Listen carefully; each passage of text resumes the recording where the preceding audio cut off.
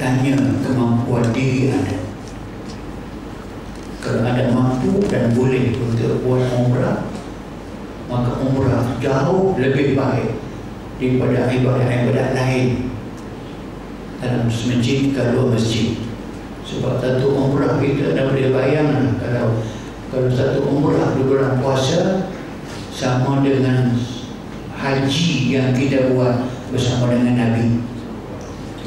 Hajjatun bi Ramadan taqdiru hajjatan ma'i, digunakan ma'i itu. Hajjatun bi umratun bi Ramadan, satu umrah dalam bulan Ramadan, tak kira siang tak kira malam, yang penting dia bulan Ramadan. Taqdiru, dia sama dengan hajjatan ma'i, haji yang kamu buat bersama dengan aku. Besar pahala itu Ramadan. Jika bukan Ramadan itu ada yang lain. Umratun, al-umratu ilal umrati kafaratun ma bainahuma. Satu umrah dengan satu umrah, buatlah kesalahan apapun Allah ampunkan. Sudah besar ada pahala. Yang ketiga, semakin banyak tenaga dan wang yang kita kena korbankan satu ibadat, maka dia semakin tinggi dan banyak pahala. Semakin susah kita buat ibadat, semakin belanja tinggi itu tak buat ibadat, maka pahala dia semakin tinggi. Macam ibadat kurban sebagai contoh, tak semua boleh buat. Walaupun orang ada duit, orang tak boleh buat, maka pahala dia kena keluar duit pula, kena pergi tengok pula orang sembelih yang dijanjikan pahala tiap-tiap helai bulu binatang itu Allah balas dengan 10 kebajikan. Selai bulu 9 tengok. Kalau saya kau dulu berapa helai bulu, seminggu bilang tak habis. Kenapa dia lebih pahala sangat? Uang yang dia kumpulkan, dan bukan uang tak dia bulu, hati dan kena bulu. Okey, sebab itu maka yang tadi itu ada buat umrah, ada kena keluar duit, ada kena pergi ke tanah ini. Dia tipu Arab dah gila, dah gila lah. Dengan sibuk makin nak tawaf dan kali kalau suruh Arab tu tolak 5 dia bilang 7. Kena bergaduh pula. Saya kena. Saya tahu buat umrah tak bergaduh, maka halal cek. Okey. Kata wallahi al-azim, aku tahu yang dibuat, aku terpihak kan menjawab. Hang baliklah dengan lima kan, aku dan lelaki lagi satu. Tapi kering hati dia. Dia tak nak syana, ikut hang. Mengapa kita nak silap? Sebab saya baca kena yang pertama, kena yang kedua, yang ketiga, yang keempat, 5, kena kelima, dah cukup dah. Takkan aku bodoh bilang tapi okey. Sebab itu lepas itu saya buat umrah tak bertobat, tapi sebab bertobat mampu dia tak naik itu yang tolak naik sini, yang bagi di atas bawa sini. Betul? Okey, saya nak jawab. Semakin banyak pengorbanan yang kita lakukan, maka semakin banyak pahala bagi orang yang mampu. Kalau tak mampu, ambil yang mampu. Apa dia baca Quran? Kalau dia baca Quran, masjid haram tu, anda bayangkan tengok. Tapi dalam masjid, sebab itu yang tidak dipertikaikan. Dalam masjid, ada dalam masjid, satu pahala ibadah anda buat, Allah balas dengan 100,000 kali ganda. 100,000 itu hadis sahih. Tak dispute. 100,000 kali pahala. Anda baca Quran, habis sebuah Quran dalam masjid haram, Allah bagi pahala 100,000 kali lebih daripada bagi tempat lain. Sebab itu maka ada kira sendiri mana keuntungan yang dapat buat apa yang terbaik. Saya ingin tahu ke kerajaan hari ini, duit kutipan hasil riba, judi, arak dan kutipan yang berlawanan dengan syarak ini, Selepas itu digunakan untuk bayar gaji orang pulang. Bolehkah?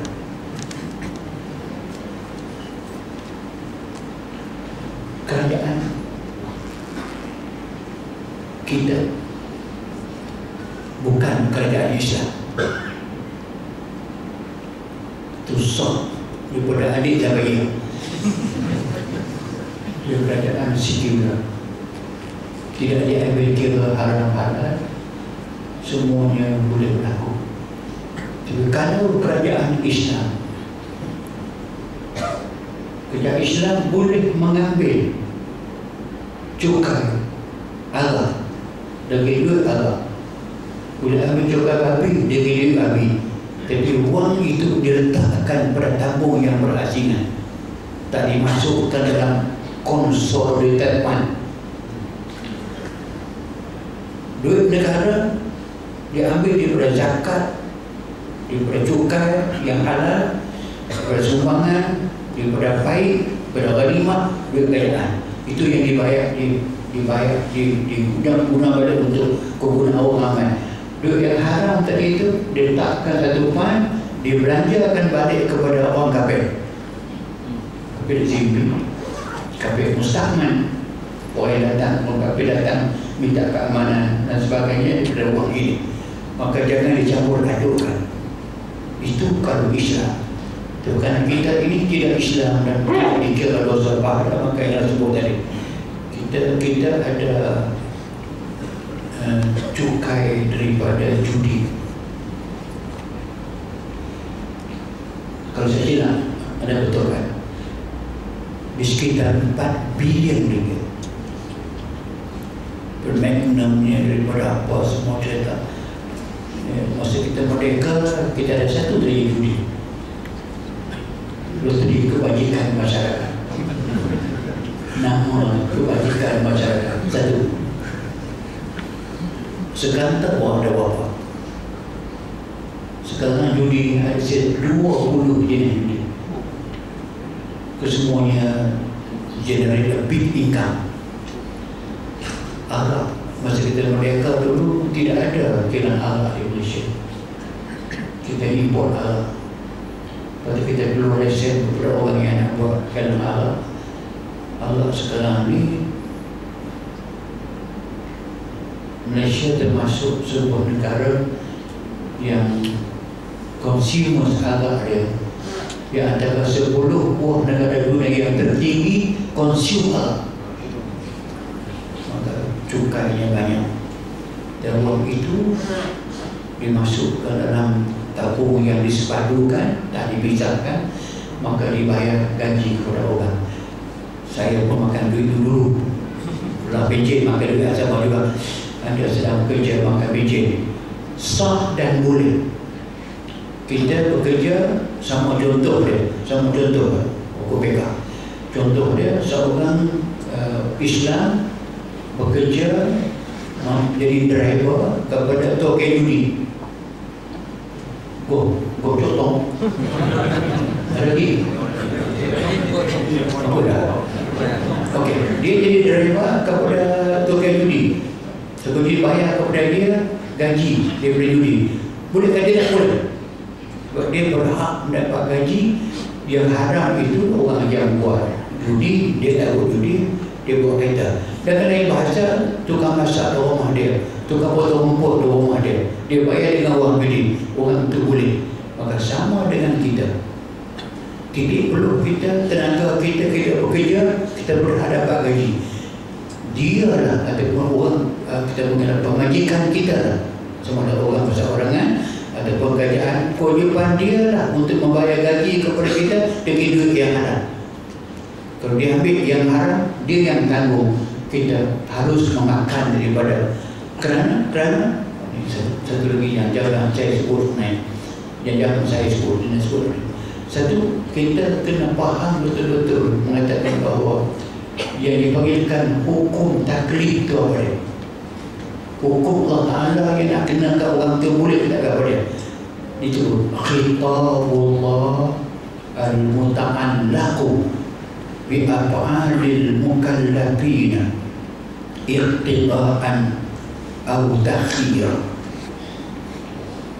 Ini pelajaran yang saya mengaji masa buat master dulu 40 tahun sudah. Khitab Allah, perintah Allah, al-muta'allaq bi af'alil mukallafin, yang ada kena-mengena dengan perbuatan seorang hamba ataupun hamba-hamba dia yang buat. Iqtidaan sama ada suruh dia tinggal, atau takhiran atau dia boleh pilih. Maka hukum bergantunglah kepada perbuatan seorang hamba. Jika dia buat orang yang haram, dia dapat hasil yang haram, dia makan haram. Adapun dia yang buat haram, duit itu diberi kepada orang lain boleh ambil daripada harta itu, tapi dia tanggung dosa. Tadi lah, kita bekerja, pagi pergi office, bekerja cukup dan sebagainya, kita buat kerja yang betul, bicara kerja yang betul, guru kerja yang betul dan sebagainya, cukup bulan dibayar gaji, ada halal mengambil. Jika uang itu haram, ada tidak terlibat dengan kerja dapat duit itu. Siapa kerja dapat duit itu, dia kerajaan. Khasnya, mesti keuangan. Tapi kabinet mungkin orang itu yang buat haram, dia tanggung haram. Sebab hukum khitabullah, perintah Allah, al-muta'allaq bi af'alil mukallafin, dengan perbuatan dia. Jika perbuatan dia dapat, yang tidak dapat, maka tidak dapat. Begitu saya telah buat praktikalnya. Bila saya bekerja sebagai pengurusi nasihat syariah kepada bank negara syariah, kepada Sujaya Security dan sebagainya, adalah duit haram tu, duit riba tu. So, saya buat keputusan, duit ini yang haram orang yang buat, tapi orang yang berhak menerima, kita bagi kepada sekolah, kita bagi kepada anak yatim, kita bagi kepada buat, tak apa, dia orang boleh makan. Tapi jangan anda sebut ini duit riba, silakan. Dan apa itu maka yang tadi itu saya senang faham. Usaha ragu gaji yang ada dapat itu dan gaji yang harus dimakan, bukan yang haram. Allah. Saya ada pinjam duit pula. Saya yang membuat tempoh untuk membayar balik duit kepada orang yang bagi pinjam. Ada kali itu juga pinjam duit. Saya yang membuat tempoh untuk menyerah balik duit kepada orang yang bagi pinjam ada riba. Kalau yang ada pinjam itu sejumlah wang 1,000, ada berjanji dengan anda bayar balik pada tempoh tertentu, memanglah hutang itu tempoh. Kalau tak tempoh, dia bukan hutang, dia bagi itu tukar barang, dia bagi jual beli tempoh. Dengan tempoh itu ada bayar dengan jumlah yang sama dengannya, tidak riba. Itu yang berlaku. Yang riba itu ialah yang lebih daripada yang ada pinjam. Surah terakhir ini, tadi Datuk ada mengatakan bahawa tukaran emas dengan emas adalah riba. Bagaimana sekiranya kita trade in emas lama dengan emas yang baru dan beratnya yang berlainan dan harganya berbeza dengan emas yang lama, sahlah ini riba. Dia kira emas lama dengan emas baru. Sebab jenis emas ni bukan jenis basi, dia bukan jenis makanan. Emas lama, kadang-kadang emas lama lebih mahal daripada emas baru. Emas baru lebih murah dan sebagainya. Tapi asalkan dia ailah dia itu adalah mata wang, ailah dia emas. Sebab dia berkatakan az-zahab bi-zahab, emas sama emas, jika berlaku pertukaran boleh dengan syarat sama timbangan, ditukar tangan pada majlis yang mereka berada sama, baru boleh. Jika bertangguh sahaja, terutama sekiranya berlaku perbezaan jumlah antara keduanya, maka sahlah itu adalah riba yang perlu dielak. Sekian dahulu untuk kita sambung pada perlihatkan datang sekian saya. Assalamualaikum warahmatullahi wabarakatuh.